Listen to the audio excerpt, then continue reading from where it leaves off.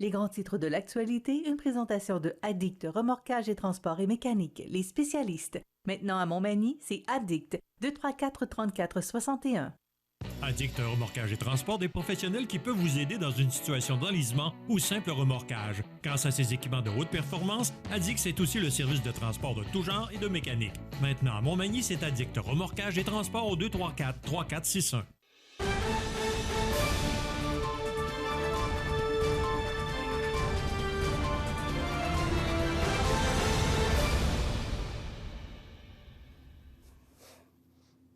Les grands titres de l'actualité de ce mardi pluvieux du 18 octobre 2022. J'ai pluvieux, je parlais de la pluie à l'extérieur, je ne parlais pas de José.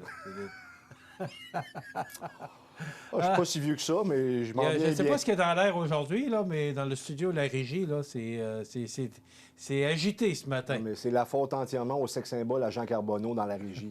Ça fait de bon temps. OK. Alors, José, on va y aller avec un sujet très sérieux qui me préoccupe ce matin. Ben, c'est préoccupant C'est qu'hier, on a parlé de la situation dans les hôpitaux, particulièrement à Thetford Mines et Lévis, mais j'avais regardé le reportage à Radio-Canada sur Thetford Mines qui parlait de près de 240 d'occupation dans cet hôpital de Chaudière-Appalaches. Mais là, je t'ai demandé de vérifier pour l'hôpital de Montmagny et ce qu'on apprend, du moins c'est ce que tu nous as confirmé, que la situation était quand même stable et en deçà des taux d'occupation élevés qu'on connaît ailleurs, là, entre autres Lévis et Thetford Mines. Sauf que il y a une suite à ça. Alors, absolument, Michel. Ce matin, juste pour dire, là, on est un taux d'occupation de 110 Hier, c'était 80 Ça fait que j'y ai été selon les chiffres que j'avais hier, mais je peux te confirmer qu'on m'a rappelé à l'ordre parce que, semblerait-il, dans les 2 dernières semaines, à l'hôpital de Montmagny, à l'urgence de l'hôpital de Montmagny, on avait un taux d'occupation de 150 et plus. Et j'ai eu quelques détails parce qu'il y a des infirmières et il y a du personnel soignant qui ont écrit à CMA-TV pour dire que rien ne va plus à l'hôpital de Montmagny, c'est-à-dire que... On va le dire autrement. Rien n'irait plus. Rien n'irait plus, bien entendu. C'est ça, peut-être plus juste, parce que tu vas faire des vérifications. C'est assez difficile de faire des vérifications parce qu'il n'y a pas beaucoup de gens qui veulent nous parler à micro ouvert, c'est-à-dire qu'on craint des représailles du C3S de Chaudière-Appalaches. Écoute, je te répète ce que j'entends. Et le TSO, le travail supplémentaire obligatoire, là, semblerait-il que ça fait des ravages au sein du personnel soignant de l'hôpital de Montmagny. On manque de personnel, on manque de temps. Oui, semblerait-il que c'est pas si mal que ça à l'urgence pour le moment, mais ça n'a pas été toujours le cas, récemment du moins. Michel, c'est à la grandeur du Québec. Je sais que Paul Arcand en parlait ce matin à son émission. C'est pas tant le taux d'occupation qui est dérangeant, c'est-à-dire qu'on manque de personnel pour faire face au taux d'occupation qui est supérieur à la moyenne ou des lits disponibles actuellement à l'urgence de Montmagny, comme pratiquement dans toutes les urgences du Québec ou à peu près.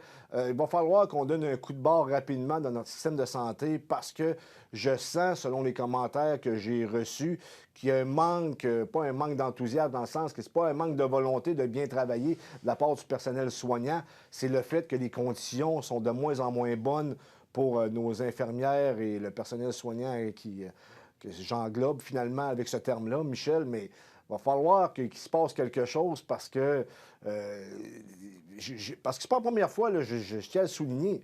J'ai déjà fait des textes sur le taux d'occupation à l'urgence. J'ai jamais eu les réponses que j'ai reçues hier concernant cette situation-là.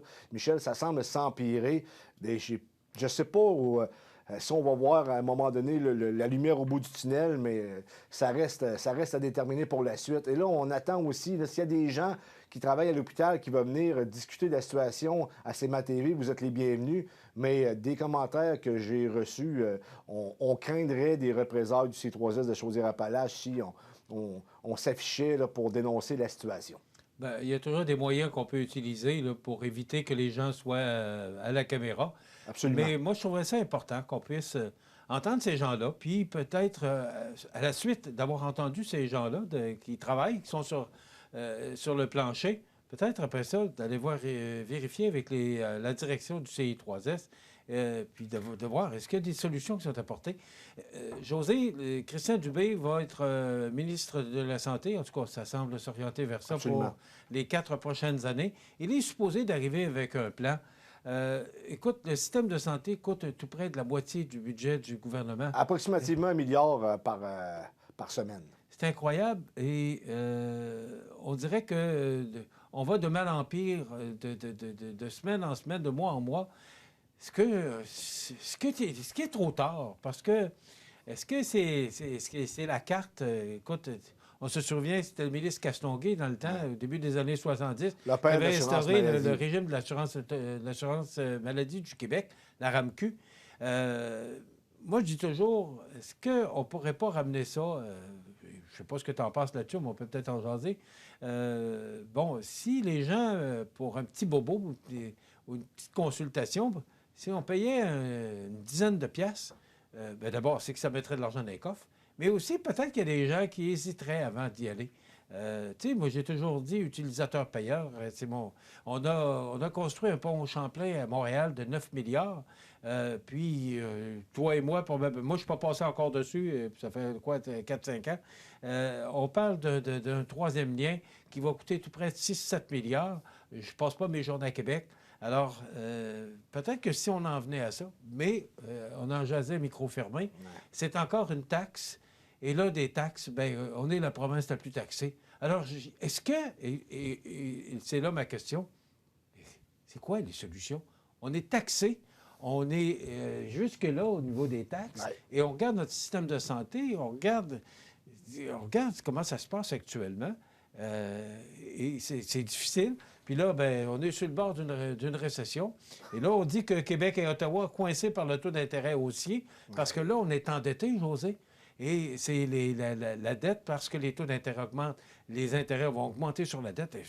Écoute, le ballon grossit tout le temps. Là. Michel, le monde occidental qui a dominé la politique de la planète pendant 3, 4, 5 siècles, depuis réellement longtemps, est en train de perdre justement son titre de leader mondial. L'hégémonie américaine est en train de s'écrouler. L'hégémonie de l'Occident, est en train de s'écrouler également. On a juste à regarder ce qui se passe en Europe, en France notamment, chez nos cousins français.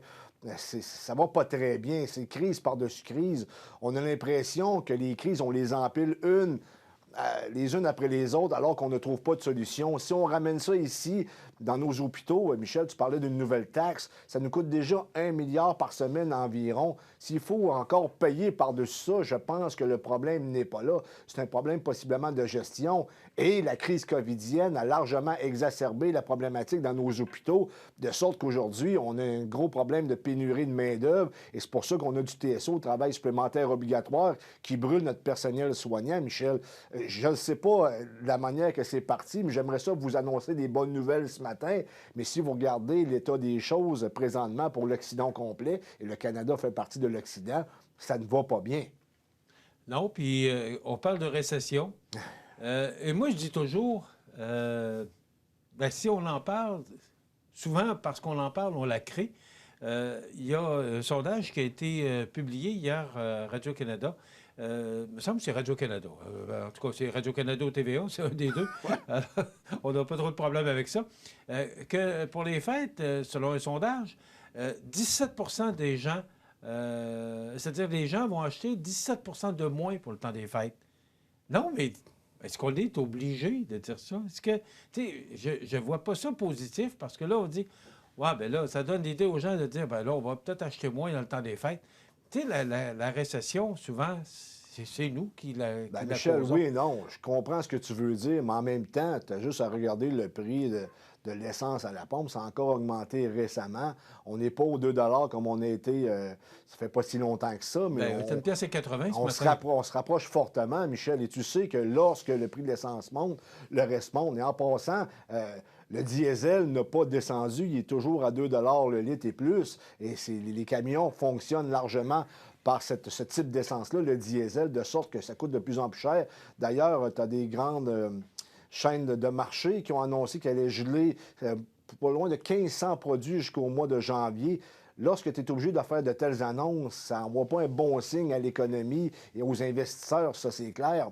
Et il va falloir qu'on trouve des solutions rapidement parce que le problème, depuis 2020, on s'est concentré presque uniquement sur la crise covidienne, alors qu'on se rend compte aujourd'hui qu'on n'a pas bien...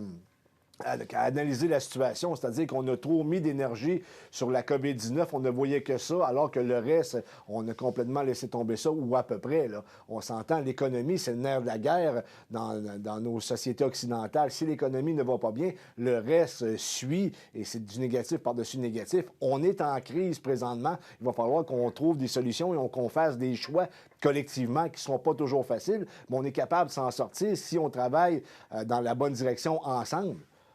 Écoute, il y a une histoire, je vais la raconter parce que je l'ai entendue durant une formation. C'est un monsieur qui vendait des hot dogs. Ouais, ouais. Et ça fonctionnait à fond de train. Il faisait de l'argent et ça marchait. Et un jour, son garçon est sorti de l'université, puis il est allé voir son père, puis il dit « Papa, tu devrais ralentir un peu parce qu'il y a une récession qui s'en vient. Hein? » Alors là, il a commencé à acheter moins d'hot dogs parce qu'il avait peur de la récession, donc pour ne pas être pris avec des surplus de marchandises. Et là, les gens ont commencé à... là, il y avait des ruptures de stock. Donc, tranquillement, là, son chiffre d'affaires s'est mis à baisser, tellement qu'à un moment donné, il a été obligé de fermer et faire faillite. Et là, il a dit à son garçon, « Hey, c'est vrai, hein, la récession, tu avais bien raison. » Alors, j'ai l'impression que cette histoire fait référence au fait que c'est nous qui la causons ou la créons, cette récession-là, en disant que là, les gens vont acheter moins au fait, l'augmentation des taux d'intérêt. Et là, Mme Freeland, hier, qui disait qu'on assisterait là, à une récession et à une hausse des taux d'intérêt pour les prochains mois. Alors, tous les côtés négatifs sont là, réalistes peut-être aussi, mais les banques en état d'alerte, c'est dans le Journal de Québec ce matin, à l'approche de l'annonce attendue d'une nouvelle hausse du taux directeur, les banques du pays contactent leurs clients hypothécaires vulnérables en vue d'éviter les défauts de paiement. Alors, quand tu lis ça, puis tu regardes ça, puis tu dis, bien voyons donc, et ça fait peur. Et là, les gens, qu'est-ce qu'ils font? Bien là, ils vont augmenter le bas de laine puis garder l'argent. Et c'est là que la récession se crée, parce que les gens vont sortir moins. Oui, mais Michel, en même temps, tout le monde le sait, tu sais comme moi, j'ai moins d'argent dans mes poches qu'il y a 2 ans. Pourquoi? Parce que le prix de l'essence est beaucoup plus haut qu'il l'était. Ouais. Si le prix de l'essence augmente, les denrées augmentent, les produits augmentent, tout le reste augmente. Je comprends ta théorie concernant le vendeur de hot dog. Et effectivement, tu as raison, lorsque c'est juste une rumeur qui fait en sorte que tu décides de ne plus faire fonctionner ton commerce comme tu le faisais jadis parce que tu as une certaine crainte. Mais là, on n'est pas là. Il y a des choses qui sont tangibles et on le voit partout. Je veux dire, je me répète, mais lorsque tu vas à l'épicerie, moi, je me souviens, j'ai acheté des petites puddings qui étaient 1 $, sont rendus 1,30 $. Il y a une augmentation de 30 %. C'est juste ça, c'est tel que tel, mais c'est tout le reste. C'est pas pour rien qu'on annonce un gel sur le prix de certaines denrées parce que les gens commencent à avoir de plus en plus de difficultés à arriver. Et si tu commences à parler avec des gens qui travaillent dans les institutions financières ou les firmes de comptables, tu vas te rendre compte que la situation est beaucoup plus problématique qu'elle le laisse paraître parce que les gens ne l'affichent pas, qui ont des problèmes habituellement. Les gens sont fiers. Mais en même temps, comme je te dis, il y a des choses qu'on voyait venir, que certains observateurs voyaient venir concernant l'économie. Mais on a des gouvernements, au provincial, au fédéral, qui ne se sont concentrés uniquement que sur la gestion de la crise covidienne, alors qu'il y avait d'autres problèmes urgents. Je veux dire, ça commence à s'effondrer un peu de partout. Là. Ça pète. Je veux dire, on a un exemple du système de santé ce matin, on en a d'autres. Tu en as parlé, les banques, même la ministre des Finances du Canada, Chrystia Freeland, si je ne me trompe pas, Chrystia Freeland, qui dit qu'il faut s'attendre là, à un ralentissement de l'économie, que les gens vont avoir moins d'argent dans leur poche. Et elle a mentionné aussi, José, qu'ils ne pourraient pas aider les Canadiens comme ils l'ont fait durant la pandémie. Je comprends. Avec l'endettement que le Canada a actuellement, ça n'a pas de bon sens. Et avec les taux d'intérêt, ils n'ont plus le choix. Là. Bien, Michel, c'est parce que on a une crise économique. Puis avant la crise économique, il a précédé la crise covidienne. On a tout mis nos œufs dans la crise covidienne, mais là, c'est rendu qu'on ne vivait que pour ça, alors que le reste, on s'en est pas occupé. Bien, on a le résultat ce matin. Vous savez, c'est pas de gaieté de cœur qu'on dit ça. C'est difficile à entendre ce matin, mais il faut en parler. Je pense que c'est à nous à faire ce qu'il faut pour essayer de brasser ça un peu puis mettre du positivisme là-dedans parce que les prochaines semaines voire les prochains mois, ça va être difficile. Absolument. Merci, José. Plaisir. Je te souhaite de passer une Malgré excellente tout. journée, quand même.